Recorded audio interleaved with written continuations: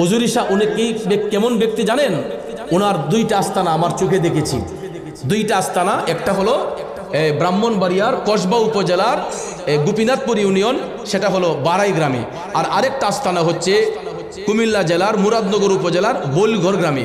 তো হুজুরি শাহ হলো এটা ওনার উপাধি। কেন উপাধি? ওনার নাম এখন পর্যন্ত কেউ শনাক্ত জানে না কি নাম ওনার। তো হুজুরি শাহ বলা হয়, উনি পুকুর ঘাটে গিয়ে ওনার পেটের নারী বড়ি সবগুলা উজুরি বের করে পানি দিয়া ধুইয়া পরিষ্কার কইরা আবার পেটের ভিতরে ঢুকাইয়া এটা সেলাই করে নিতেন। ওনার পেটের উজুরিগুলা নারী বড়ি সবগুলা বের করে পানি দিয়ে ধুইয়া এগুলো আবার তিনি পেটের মধ্যে ঢুকাইতেন। এই জন্য এলাকার লোকজন যখন দেখেছে ওনাকে বলতো হুজুরি শাহ, হুজুরি শাহ। এবং উনি যেই জায়গার মধ্যে নামাজ পড়ছিলেন এই নামাজের জায়গাটাকে কেন্দ্র করে, যে আমি যে বলেছিলাম যে কি মহিমা জানে গলার মালা বানায়া ধীরে ধীরে টানে, তো উনি এলাকার মানুষদেরকে আমল দিয়া, আখলাক দিয়া, নামাজ দিয়া উনি মানুষদেরকে টাইনা টাইনা নামাজি বানাইতেন। ওই এলাকার অন্ধপথের মানুষগুলাকে তিনি আলোর পথ দেখাতেন, নামাজি বানাইতেন। এই জন্য ওনার সম্মানে একটা মাহফিল হয় সেখানের মধ্যে যুগ যুগ ধরে। সেই মাহফিলে আমি যাই। যখন জিকিরটা করা হয়েছিল তখন আনুমানিক রাত 3:30 থেকে 4টা হবে, 3:30টার উপরে। আপনারা বলেন এই টাইমে কোনো মানুষ কি নবীর বাগানে থাকার কথা? হাজার হাজার মানুষ সেখানে উপস্থিত। আমি তাহিরি সাহেব উনি আসছেন, আমিও সেখানে ছিলাম। তারপরে আমরা জিকির করেছি আল্লাহর ওলির নাম নিয়ে, আল্লাহর ওলির নাম নিয়ে জিকির করেছি।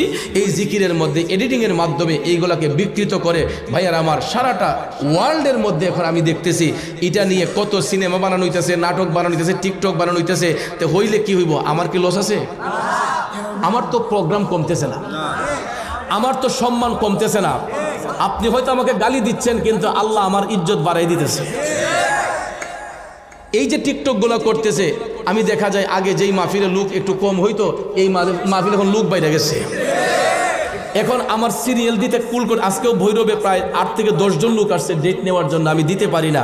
তা আমার তো লস নাই, তো এগুলা করে আপনাদের লাভটা কি? আমার তো লস নাই। আপনারা এইগুলা কইরা তো আমাকে আরো এমন উঠেই দিছেন, এখন যে বেটা আমার চিনে না হে বেটাও চিনে। সেই উত্তরবঙ্গ থেকে, দক্ষিণবঙ্গ থেকে আমাকে রেগুলার ফোন দিচ্ছে, হুজুর আমরা হেলিকপ্টারে নিয়ে আসবো, তারপর আপনি প্রোগ্রাম রাখেন। আমি অনেক দূরে যাই না, আমার ভয় লাগে, কারণ এখন বর্তমান সিচুয়েশনটা ভালো নয়। এই যে ওই রাজশাহী, দিনাজপুর, আপনার পঞ্চগড় থেকে প্রোগ্রাম আসে, হুজুর দাওয়াতটা রাখেন, প্রয়োজন হলে হেলিকপ্টারের ভাড়া আমরা দেবো, এরকমভাবে। কারণ ওই যে এই জিকির ভাইরাল করার কারণে সবাই এখন দেখা যায় আমি মোবাইল ফোন রিসিভ করে কুল করতে পারি না। তা আমার তো লস নাই, আমার তো প্রোগ্রাম কমতেছে না, প্রোগ্রাম বাড়তেছে, সিরিয়াল বাড়তেছে। তা আপনাদের লাভটা হলো কি? আপনারা তো গীবত করলেন, না যাই না, আপনারা ধ্বংস হলেন মাঝখানে। আপনাদের এই গীবতের কারণে আল্লাহ আমারে উঠাই দিছে। আল্লাহর ওলি হুজুরি শাহকে হয়তো অনেকে জানতো না, কিন্তু এই উসিলায় ওনার নামটা অনেকের মুখে চলে আসে। ছোট থেকে বড় সবার মুখে আল্লাহর ওলির নাম এখন জারি হয়ে গেছে। কথা কোন ঠিক কিনা? এই জন্য ভাইয়ার আমার, আল্লাহর ওলিদের শানে গীবত করতে নাই, পরনিন্দা করতে নাই, তাদের বিরুদ্ধে কথা বলতে নাই, এগুলা অশালীন জিনিস, এটা ভুলে যাবেন না। এই দেশের মধ্যে ইসলামের অভয় বাণী আসছে আল্লাহর ওলিদের মাধ্যমে, ঠিক না? ঠিক। আমার আলোচনার লাইফে আমি আজকে 22 বছর ধরে আলোচনা করি। 22 বছরের আলোচনার ভিতরে আমার কোনো আলোচনার মধ্যে কেউ বলতে পারবে না যে আমি কাউকে গালি দিয়ে ওয়াজ করছি, বকা দিয়ে ওয়াজ করছি, এবং আমি কোনো অপ্রীতিকর আলোচনা কোনো মাহফিলে করেছি।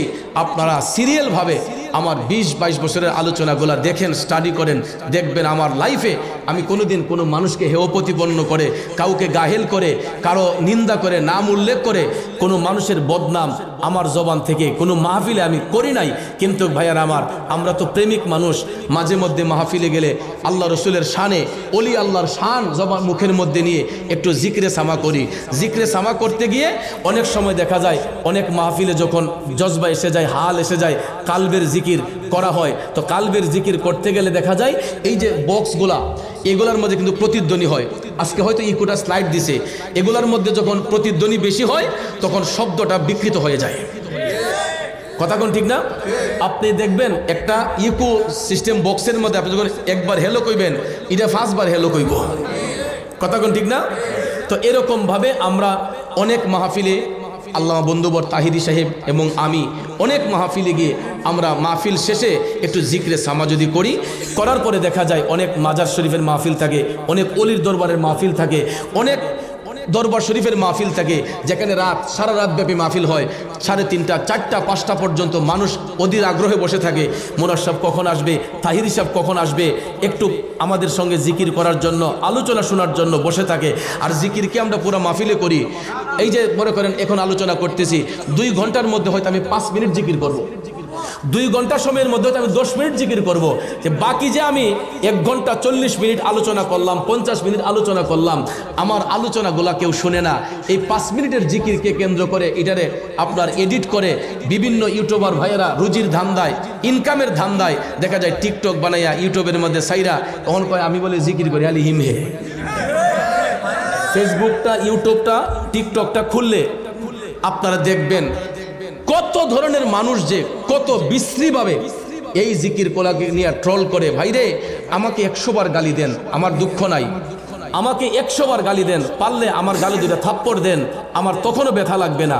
কারণ আমার রসুল যদি আঘাত সহ্য করতে পারেন, আমি তো ওই নবীর উম্মত, আমাকে আঘাত করলে আমি পারবো না কেন? আমাকে আপনি 2টা থাপ্পড় দেন, যদি আপনার পছন্দ না হয় আমাকে ধৈর্য আপনি 2টা থাপ্পড় দিতে পারেন। কিন্তু ভাইয়ার আমার, আপনারা যেই নামটাকে বিকৃত করেছেন, আপনারা জানেন উজুরি শাহ তিনি যে একজন আল্লাহর আরেফ বান্দা।